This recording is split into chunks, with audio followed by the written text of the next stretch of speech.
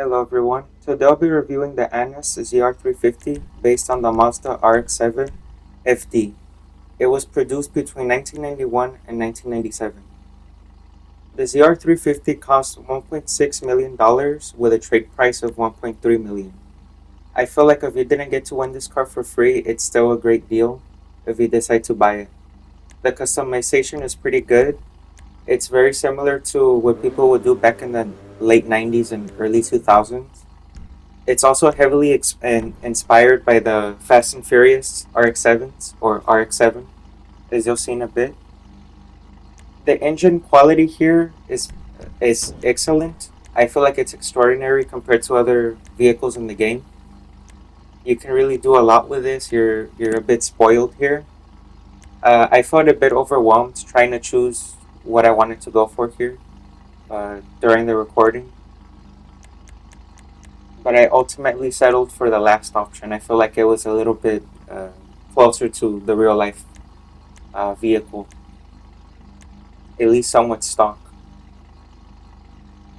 It's gonna look a lot better when I get to change the color of the vehicle, the primary and the secondary.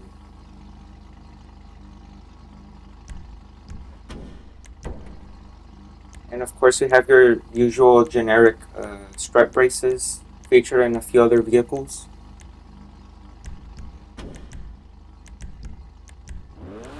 And the intercoolers in the bottom right there in the front. It removes the grill if you choose to put one of these on.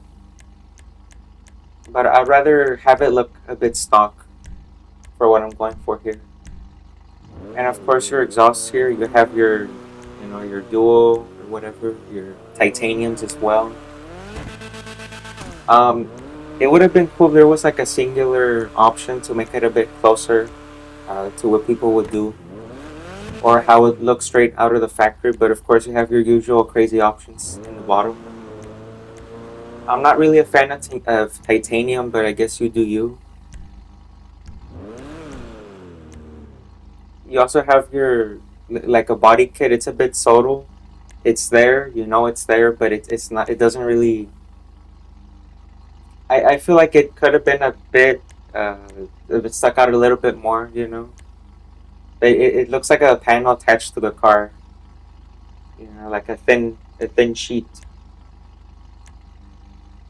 I'm sure some of you might like it. You can kind of pretend that there's a wide body, even though it's just a very thin piece of plastic stuck on, but it's not a big deal. Of course, you could play around with the pop-up headlights. If you choose one of these, I believe it makes those lights stop working, but I could be wrong. You have your usual hood catches, but as always, I do not recommend these because it keeps the hood permanently shut. And then you got your usual uh, uh, carbon and crazy options based off of other body kits in real life. I'm sure there was a HUD option for the Spirit R here, but I could be wrong.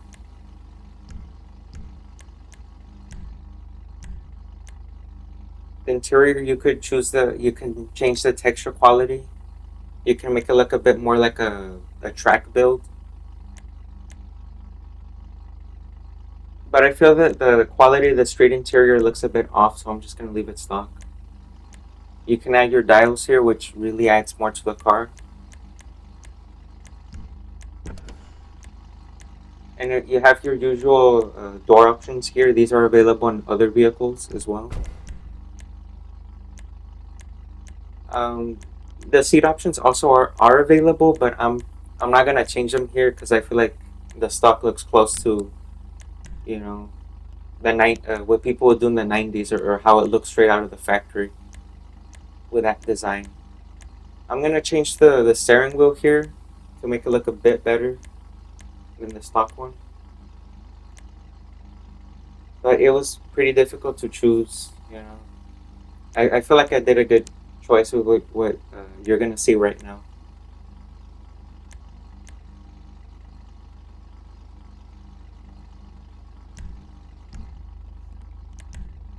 Of course, you have your usual roll cage option,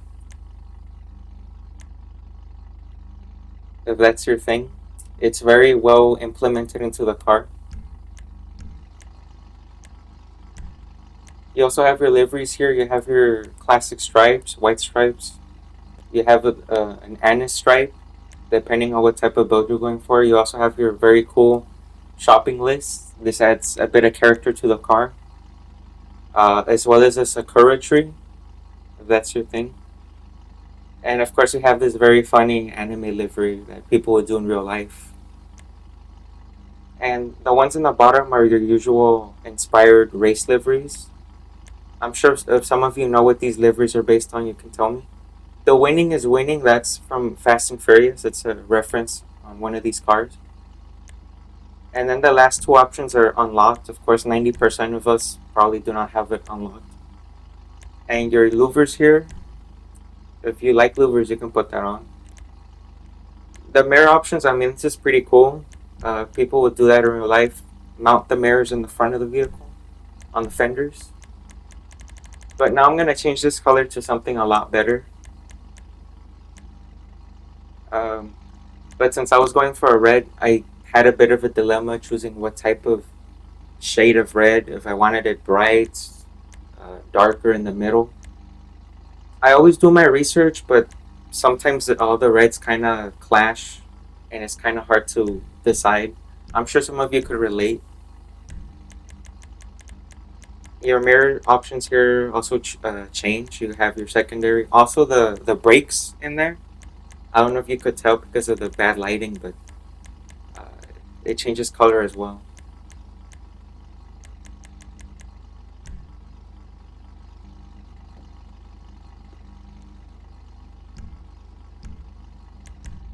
You could also change the some bits in the interior.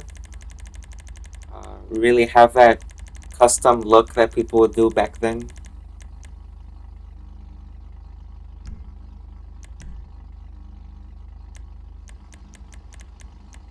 You can also change the dial colors, of course. This is available in quite a few vehicles, so it's not unique to this car. And for the roof option, you can add some scoops up here.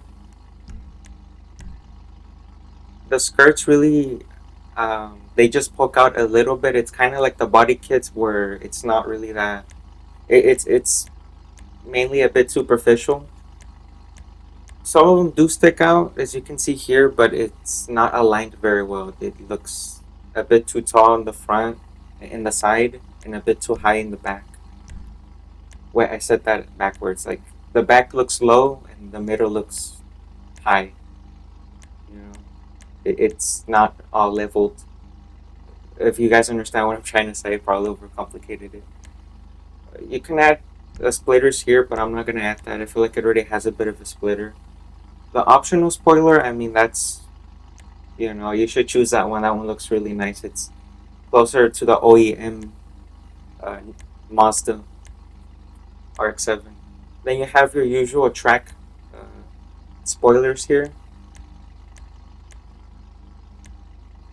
Of course, most players are just gonna put something crazy on. I mean, I don't blame you. You're just having fun. Then you have your sun strips here. And the suspension, there is a little bit of camber. It's very minor, but it's there. So I'm just gonna put the lowered suspension. Just lower it a little bit.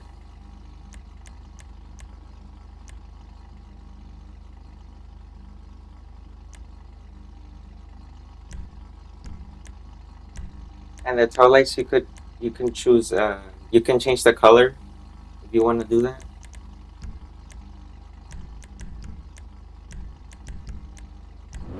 The wheels, I feel like the stock ones are pretty nice. I like the design. The only thing that I do not like about it is a chrome lip. Most of the wheel selections in the game have that annoying chrome lip that kind of ruins the car a bit. I wouldn't quite say ruin, but I just really don't like it. But it's not a big deal. You kind of have to compromise. There are some wheel options similar to the real life Spirit R, as I'll show you in a bit. They also have a bit of a deep dish, a little bit of chrome. It's not really a big deal. A lot of people in real life have these type of aftermarket wheels on it. I feel like it still looks tasteful, but if you're going for something that looks factory, then you're gonna struggle a little bit.